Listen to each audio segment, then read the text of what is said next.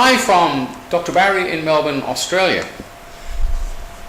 Late last year, pretty close to Christmas, I had the privilege of interviewing or talking to Ben Gilroy in Dublin, and it indeed was a privilege.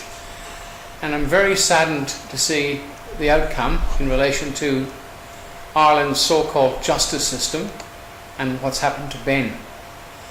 And it's time that every man and every woman, and of course persons too, which are corporations, get off their butt and stand up for this man who has done community service, helping people all over Ireland, preventing them from being thrown out of their houses by corrupt and degenerate parasitic banks. Now, it's not much point calling banks parasitic and politicians liars and cheats unless we're prepared to do something about it. The question has often been asked, what are we going to do about it? Well, Ireland has a constitution, so the first thing we should ask these judges and barristers, have they taken an oath of allegiance to the Irish Constitution, or are they members of the Bar Association, and are they supporting maritime law instead of common law?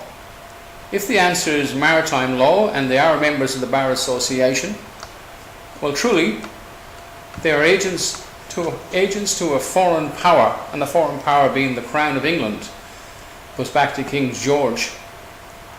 So these people, and the Inns of London, so these people are aiding and abetting a foreign power and have no right to practice in an Irish republic, or in Australia for that matter.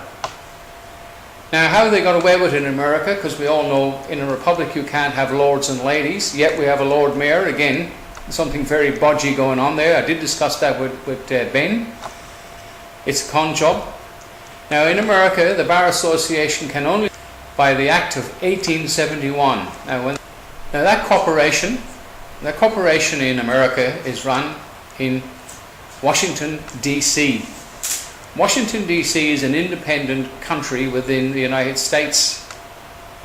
It has its own flag. It has a little red star in it, along with the rest of the stars. And I think it's got a yellow ribbon or yellow tape around it, just like the bodgy one they use in Ireland when they swore in the Northern Ireland police member as the head of the Garda Síochána. Now, I'm pretty convinced the Garda Síochána are a private company now. I'm not 100% sure. If someone can let me know, I'd appreciate that.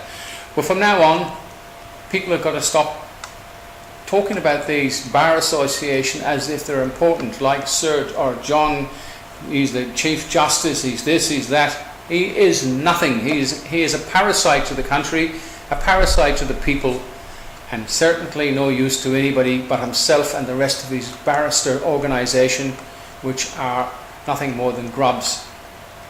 Now, the first thing in court you must ask them, again, are they a member of the Bar Association? If so, have you taken an oath to the allegiance to the Bar Association? If so, you're now unlawful and illegal. Unlawful is much more important. And the reason a corporation cannot operate in a republic, or in Australia for that matter, because a corporation is nothing more than a piece of paper with four corners. This piece of paper on the desk cannot talk. It's a corporation. It cannot make affidavits. It cannot make oaths, take an oath of office to anybody, because it's a piece of paper, it's a corporation. Unless the police or the Garda Síochána have taken an oath to the Constitution, they're standing by it. If they are a corporation, they cannot make